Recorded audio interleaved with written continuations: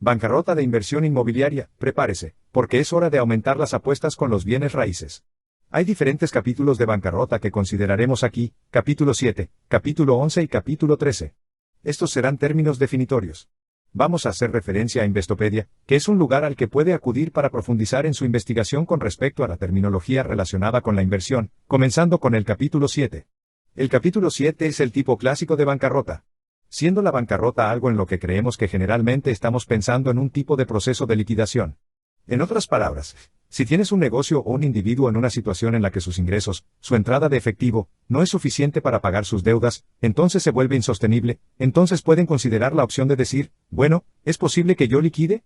Es decir, pasar no solo a las cuentas de ingresos, pero a las cuentas del balance, los activos que tenemos, liquidar los activos y luego pagar a los acreedores y, con suerte, hacer borrón y cuenta nueva tanto como sea posible después de ese momento en el tiempo. Tenga en cuenta que si usted está en el lado acreedor de las cosas y alguien dice, oye, mira, no tengo los ingresos para pagarte. No puedo pagarte porque no tengo los ingresos suficientes para hacerlo, te puedes imaginar que dicen, oye, mira, bueno, ¿qué tienes en el lado del balance? ¿Tiene usted alguna propiedad inmobiliaria allá? Ya sabes, ¿qué tipo de tarjeta tienes? ¿Tienes un coche de $100,000 o algo así? ¿Hay cosas que realmente podrías vender o liquidar en las que realmente podrías pagar las obligaciones? Eso es lo que sabes que el acreedor básicamente significaría que estaría pensando, bueno, en realidad podrías pagar la obligación si tienes activos no líquidos que luego podrías liquidar. Y en general, cuando se piensa en el proceso normal de liquidación en una bancarrota, el concepto sería tomar los activos que haya, liquidarlos y luego pagarlos de acuerdo con el orden de los acreedores a los que debe, y luego, con suerte, al hacerlo después de ese proceso, tener un borrón y cuenta nueva en ese momento. Bien, entonces la bancarrota del capítulo 7, a veces llamada bancarrota de liquidación. Las empresas que atraviesan este tipo de bancarrota suelen haber pasado la etapa de reorganización, y deben vender activos para pagar a sus acreedores. Entonces, cuando estás pensando en la bancarrota, lo primero que generalmente quieres pensar sería, bueno, ¿hay alguna manera en que pueda reorganizarme? Y algunos de los otros procedimientos de bancarrota, ya sabes, son más una especie de reorganización, un tipo de bancarrota. Lo primero que podrías hacer como individuo, y fíjate aquí, el proceso funciona de manera similar para los individuos, podrías ir primero a los acreedores y decir, oye, en lugar de ir a la bancarrota, ¿es posible ir a ti y decir, mira, ¿no es sostenible para mí básicamente pagar estas deudas? ¿Podríamos llegar a un acuerdo? Y muchas veces, la institución tiene un incentivo para llegar a un acuerdo si están de acuerdo en que también es insostenible pagar la deuda debido al hecho de que si se pasa por la bancarrota, simplemente, los costos de pasar por la bancarrota también van a drenar algunos de los activos, y los acreedores no van a obtener tanto debido a eso. Por lo tanto, a menudo, lo mejor para ellos es trabajar con usted para tratar de reorganizarse para que pueda pagar sus deudas. Pero si no puedes hacer eso, entonces pasarías por la bancarrota, luego decidirías, obviamente, qué tipo de bancarrota querrías hacer, siendo el capítulo 7 la clásica bancarrota de liquidación. Pero tiene problemas debido al hecho de que tendría que liquidar cosas como posiblemente bienes raíces, a través del banco, a través del proceso de bancarrota. Por lo tanto, el Tribunal de Quiebras nombra un administrador para garantizar que los acreedores sean pagados en el orden correcto, siguiendo las reglas de prioridad absoluta. Entonces, lo que harían, obviamente, es que dirán, está bien, vamos a liquidar todo, y luego básicamente vamos a tratar de pagar a quien le deben de acuerdo con la prioridad, y quien no esté lo suficientemente alto en la lista para ser pagado antes de que los activos se vayan, va a quedar fuera. No les van a pagar, ¿verdad? Entonces, la prioridad de los acreedores ahora van a estar, ya sabes, tratando de estar en la parte superior de la lista aquí. Por lo tanto, la deuda garantizada tiene prioridad sobre la deuda no garantizada en una bancarrota, y, por lo general, es el primero en la fila para ser pagado. Entonces, la deuda está garantizada, lo cual, por supuesto, si estás hablando de una hipoteca sobre una casa o algo así, la casa es una garantía, entonces ese es el punto que si fueras a liquidarla, entonces pensarías que el banco estaría, ya sabes, bastante alto en la lista de personas que deben ser pagadas por ello. Los préstamos emitidos por bancos u otras instituciones financieras que están garantizados por un activo específico, como un edificio o una pieza de maquinaria, son ejemplos de deuda garantizada. Los activos y el efectivo que quedan después de que se haya pagado a todos los acreedores garantizados se agrupan, y se distribuyen a los acreedores con deudas no garantizadas.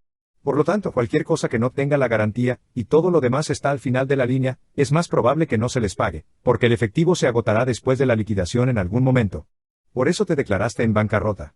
Por lo tanto, para calificar, el deudor puede ser una corporación, una pequeña empresa o un individuo.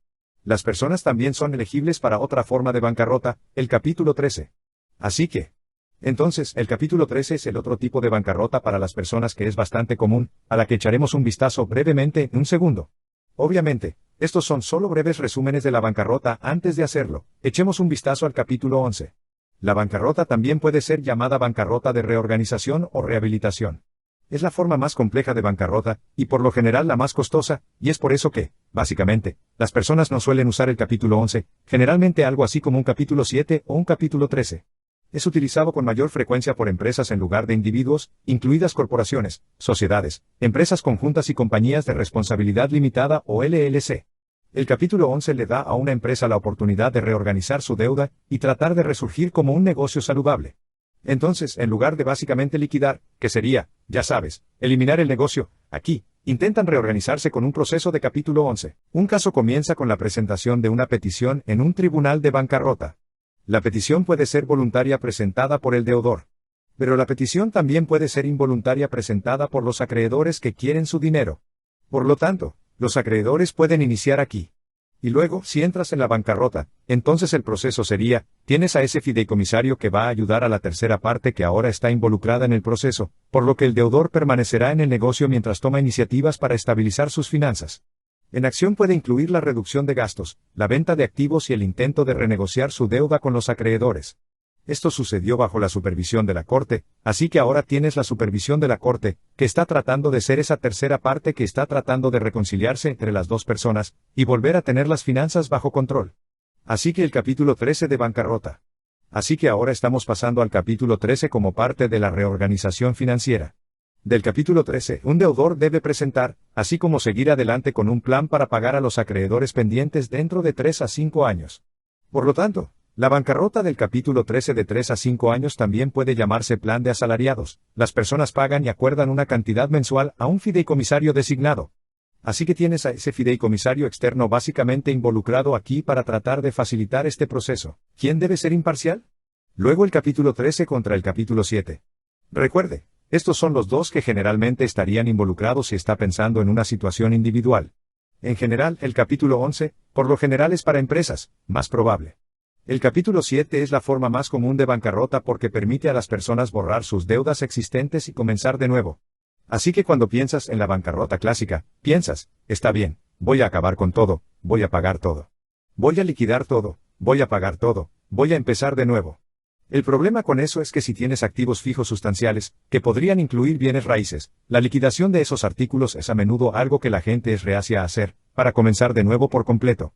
Fulano de tal sería una limitación en el capítulo 7, posiblemente, sin embargo, a los contribuyentes del capítulo 7 a menudo se les exige que entreguen su casa, y eso generalmente es un problema para muchas personas.